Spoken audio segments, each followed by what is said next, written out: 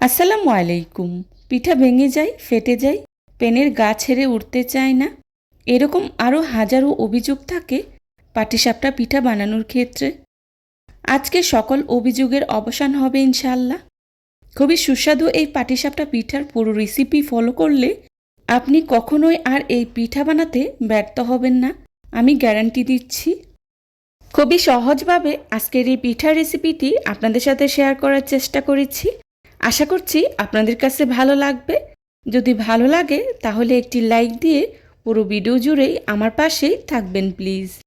আজকের এই সুস্বাদু পাটিসাপটা পিঠা তৈরি করার জন্যে প্রথমে আমি খিরসাটা তৈরি করে নেব। খিরসাটা তৈরি করার জন্যে চুলায় একটি প্যান বসিয়ে তার মধ্যে দিয়ে দিচ্ছি 1 চা চামচ ঘি। ঘিটা হালকা গরম হয়ে আসলেই দিয়ে দিচ্ছি 2 চা চামচ আতপ চালের গুঁড়া। আমি এখানে আতপ চালের গুঁড়াটা ব্যবহার করেছি, তবে আপনারা চাইলে সুজিটাও ব্যবহার করতে পারেন। এখন ঘিয়ের সাথে চালের গুঁড়াটাকে আমি বেশ কিছুটা সময় নিয়ে খুব ভালো করে ভেজে নেব। আপনারা চাইলে কাঁচা চালের গুঁড়াটাও ব্যবহার করতে পারেন, তবে চালের গুঁড়াটা ভেজে নিলে খিরসার টেস্টটা অনেক গুণ বেড়ে যায়। চালের গুঁড়াটা ভাজা হয়ে গিয়েছে। এই পর্যায়ে দিয়ে দিচ্ছি আগে থেকে জাল করে রাখা দুধ। আমি এখানে 1 কেজি পরিমাণে দুধ জাল করে আধা কেজি পরিমাণে করে নিয়েছি। এখন খুব ভালো করেই নেড়ে মিশিয়ে নিচ্ছি। মেশানো হয়ে গেলেই দিয়ে দিচ্ছি গুঁড়া দুধ 1/4 কাপ। এখন গুঁড়া দুধটাকেও আমি খুব ভালো করে নেড়ে মিশিয়ে নেব। মেশানো হয়ে গেলেই দিয়ে দিচ্ছি কোরানো নারকেল 1/3 কাপ। এখন নারকেলটাকেও আমি নেড়ে খুব ভালো করেই মিশিয়ে নেব। আপনারা চাইলে এখানে নারকেলটা স্কিপ করতে পারেন, তবে নারকেলটা দিলে খিরসাটা খেতে খুবই ভালো লাগে। এখন এই মিশ্রণটাকে অনবরত নাড়তে থাকতে হবে। পারফেক্ট ঘনত্বে না আসা পর্যন্ত এভাবে নাড়তে হবে। নাড়তে নাড়তে দেখবেন এই খিরসাটা কিন্তু অনেকটাই ঘন হয়ে গেছে। এই পর্যায়ে দিয়ে দিচ্ছি চিনি 1 কাপ। এখন চিনিটাকেও আমি নেড়ে খুব ভালো করেই মিশিয়ে নিচ্ছি। মিষ্টির ব্যালেন্স ঠিক রাখার জন্যে দিয়ে দিচ্ছি লবণ 1/2 চা চামচ। এই খিরসাটা অনেক বেশি নরম হবে না, আবার অনেক বেশি ঘনও হবে না। খিরসার ঘনত্বটা এমনভাবে রাখবেন যেন পিঠা বানানোর পর পিঠার ভেতর থেকে খিরসাটা এমনি এমনি বের হয়ে না আসে। নাড়তে নাড়তে দেখুন আমার খিরসাটা একদম পারফেক্ট হয়ে গিয়েছে। এই খিরসাটা কিন্তু ঠান্ডা হলে আরও অনেকটা ঘন হয়ে যাবে। আমার খিরসাটা পারফেক্টভাবে হয়ে গিয়েছে। এবার চুলা থেকে নামিয়ে নিচ্ছি। চুলা থেকে নামিয়ে ঠান্ডা করে নেব। আজকের পাটিসাপটা পিঠার ব্যাটার তৈরি করার জন্য একটি বাটিতে নিয়েছি 2 কাপ আতপ চালের গুঁড়া। আমি এখানে শুকনো চালের গুঁড়াটা ব্যবহার করেছি। আপনারা চাইলে ভেজা চালের গুঁড়াটাও ব্যবহার করতে পারেন। আর নিয়েছি 1/2 কাপ ময়দা, নিয়েছি 1/4 কাপ গুঁড়া দুধ, তার সাথে দিয়ে দিচ্ছি পরিমাণ মতো লবণ। এখন শুকনো উপকরণগুলোকে আমি খুব ভালো করে মিশিয়ে নিচ্ছি। মেশানো হয়ে গেলেই দিয়ে দিচ্ছি 1 কাপ ঝোলা গুড়। আমি এখানে বাজারের কেনা ঝোলা গুড়টা ব্যবহার করেছি। এখন গুড়ের সাথে চালের গুঁড়াটাকে আমি খুব ভালো করে হাতের সাহায্যে মাখিয়ে নেব।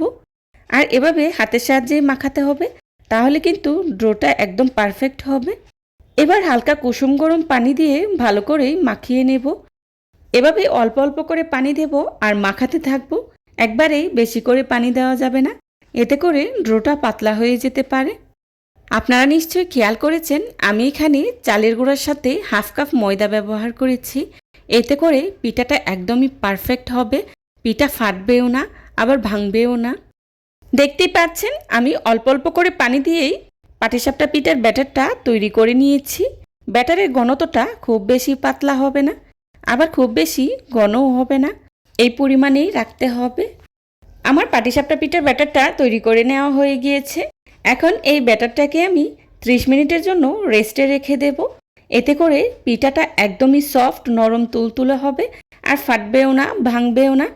দেখুন আমার পাটিসাপটা পিঠার ব্যাটারের ঘনত্বটা এভাবে চামচে প্রলেপ পড়ে থাকবে, দাগ টেনে দিলেই নড়বে না।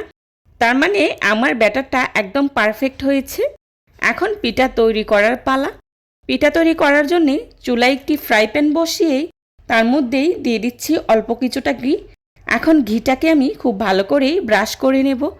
আমি এখানে ঘি ব্যবহার করেছি, আপনারা চাইলে তেলও ব্যবহার করতে পারেন, তবে ঘি ব্যবহার করলে পাটিসাপটা পিঠাতে খুব সুন্দর একটা ঘিয়ের ফ্লেভার পাওয়া যায়, আর খেতেও ভালো লাগে। এবার প্যানে 1 চামচ ব্যাটার দিয়ে প্যানটাকে এভাবে ঘুরিয়ে ব্যাটারটাকে চারদিকে ছড়িয়ে দিতে হবে। খেয়াল রাখতে হবে এই সময় প্যানটা যেন খুব বেশি গরম না থাকে, এই সময় প্যানটা হালকা গরম থাকবে। এই পর্যায়ে চুলার আঁচ একদম লো হিটে থাকবে। কয়েক সেকেন্ডের মতো ঢেকে দিতে হবে। তারপর ঢাকনা তুলে এক সাইড থেকে খিরসা দিয়ে এভাবে পাটিসাপটা পিঠাকে ভাঁজ করে নিতে হবে। অনেক সময় দেখা যায় খিরসাটা প্যানের গায়ে লেগে যায়, প্যানের গা ছেড়ে উঠতে চায় না। তো আমার রেসিপিটা ফলো করলে একটা পিঠাও ফাটবে না, ভাঙবে না। তো দেখতেই পাচ্ছেন পাটিসাপটা পিঠা বানানো কতটা সহজ। আমার একটা পিঠা হয়ে গিয়েছে, আর দেখুন আমার পিঠাটা দেখতে কতটা সুন্দর হয়েছে। এবার চুলা থেকে নামিয়ে নিচ্ছি। আপনাদের দেখার সুবিধার্থে আমি আরও একটি পিঠা তৈরি করে দেখাচ্ছি। প্রত্যেকটা পিঠা দেওয়ার আগে কিন্তু ঘি ব্রাশ করে নিতে হবে। দেখতেই পাচ্ছেন আমি অল্প কিছুটা ঘি ব্রাশ করে নিয়েছি। এখন 1 চা চামচ ব্যাটার দিয়ে এভাবে প্যানটাকে ঘুরিয়েই ব্যাটারটাকে চারদিকে ছড়িয়ে দিচ্ছি। আর প্রত্যেকবারই ব্যাটার দেওয়ার আগে ব্যাটারটাকে খুব ভালো করে নেড়ে দিতে হবে। এবার কয়েক সেকেন্ডের মতো ঢাকনা দিয়ে ঢেকে তারপর ঢাকনাটা উঠিয়েই খিরসা দিয়ে পাটিসাপটা পিঠাটাকে এভাবে ভাঁজ করে নিচ্ছি। দেখতেই পাচ্ছেন আমার আরও একটি পিঠা তৈরি করে নেওয়া হয়ে গিয়েছে।